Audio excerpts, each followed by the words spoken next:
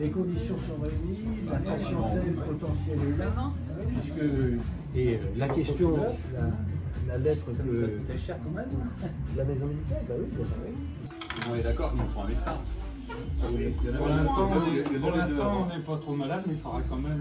Ah bah écoutez, c'est simple, c'est une réunion bistrot, un apéro bistrot, qui permet de rencontrer la population. Donc là, je pense qu'on aura une quinzaine de personnes, et ça permet d'aborder très largement les sujets de préoccupation du quotidien. Alors, j'ai fait des réunions publiques, j'ai fait des réunions d'appartements, et là, c'est une réunion bistrot, donc ça met un peu d'animation différente. On est en général moins nombreux, et ça permet des échanges, on va dire des interpellations un peu plus faciles que lorsque l'on est, on va dire, en réunion publique, où là l'assistance a un petit peu de mal au début à poser des questions. Donc voilà, ce sont des formats différents, mais les trois me plaisent bien, il faut tout. Vous dites interpeller, c'est apporter d'engueulade aussi? Non, c'est pas... Alors effectivement... La fameuse expression.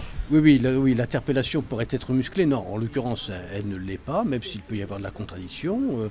Lorsque l'on parle d'augmentation du SMIC, lorsque l'on parle d'emploi, etc., oui, on peut avoir des avis sensiblement divergents avec des personnes qui viennent me rencontrer. C'est tout l'intérêt aussi de la discussion. Si on est tous d'accord, il n'y a pas vraiment de discussion. Donc ce qui est agréable, c'est de pouvoir échanger. Et le cadre du bistrot fait qu'on parle peut-être un peu plus librement et puis on donne son point de vue plus facilement. C'est une discussion de bistrot, quoi, voilà. Est-ce que le travail de député est bien perçu et bien compris? Est-ce que des gens que vous rencontrez dans les bistrots, par exemple, savent ce que c'est que le travail d'un député?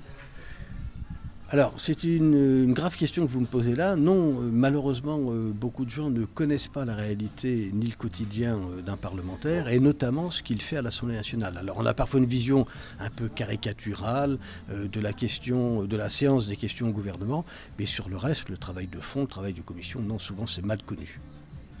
Et lorsqu'il y avait des députés maires, est-ce que vous pensez que le rapport avec les électeurs, avec la population était différent? Alors, le contact et la relation étaient forcément dans les mairies dont le maire était issu. Oui, il y avait une proximité, mais pour les mairies ou pour les électeurs qui n'habitaient pas la commune, il y avait la même distance. Donc, comment dire, le problème essentiel n'est pas lié à la proximité territoriale, c'est lié à la méconnaissance du travail de fond du parlementaire à Paris, et c'est lié aussi au fait que certains parlementaires ne sont pas suffisamment présents dans le territoire. Mais ça, c'est le problème individuel. Si on parle d'étiquette politique en Seine-Maritime, vous êtes le seul PS-NUPES. Oui, alors moi je suis député socialiste, je suis membre du groupe socialiste et apparenté, et je suis effectivement dans cette campagne le seul député socialiste soutenu par l'Alliance, à la fois soutenu par LFI, PCF, les Verts, mais je suis aussi soutenu par des formations politiques qui ne sont pas dans cette alliance, notamment les radicaux de gauche, le MRC, et puis je suis soutenu par de nombreux élus sans étiquette. Et c'est d'ailleurs un atout important dans ce territoire, c'est que nous avons beaucoup d'élus qui sont d'une grande bienveillance, d'une grande disponibilité et qui me soutiennent. Les 6 conseillers départementaux de la circonscription me soutiennent. La maire de Lillebonne non seulement me soutient, mais est ma suppléante. Donc je suis l'élu du territoire, si je puis dire, est soutenu par les principaux élus. Et les positions de Jean-Luc Mélenchon, par exemple, qui sont des questions qui reviennent souvent dans les campagnes sur les marchés, justement, avec les électeurs, ça vous pose pas de problème, comme ça a posé, par exemple, aux élus de Rouen, aux élus PS de Rouen?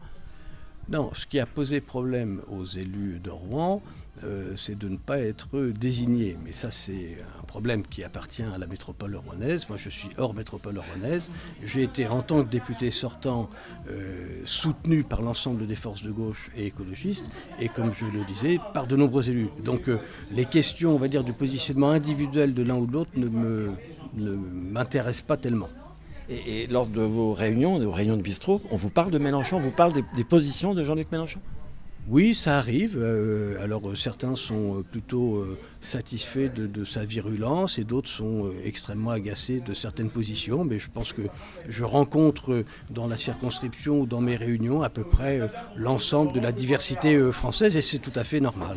Et vous arrivez à expliquer donc la nuance entre Parti socialiste et NUPES au sens LFI Oui, mais ça c'est intéressant ce que vous dites, NUPES, Tendance et les filles. Moi je suis socialiste, je suis groupe socialiste, j'ai été membre du groupe socialiste et apparenté puisque nous n'avons pas que des socialistes dans ce groupe à l'Assemblée nationale. Et demain, je serai membre du groupe socialiste et apparenté si les électeurs me font de nouveau confiance, ce que je souhaite vivement. Donc voilà, moi je n'ai pas d'état d'âme, je suis d'une grande fidélité à mes engagements depuis plus de 30 ans, je n'en dévie pas et voilà, j'ai la sérénité, si je puis dire, de la fidélité.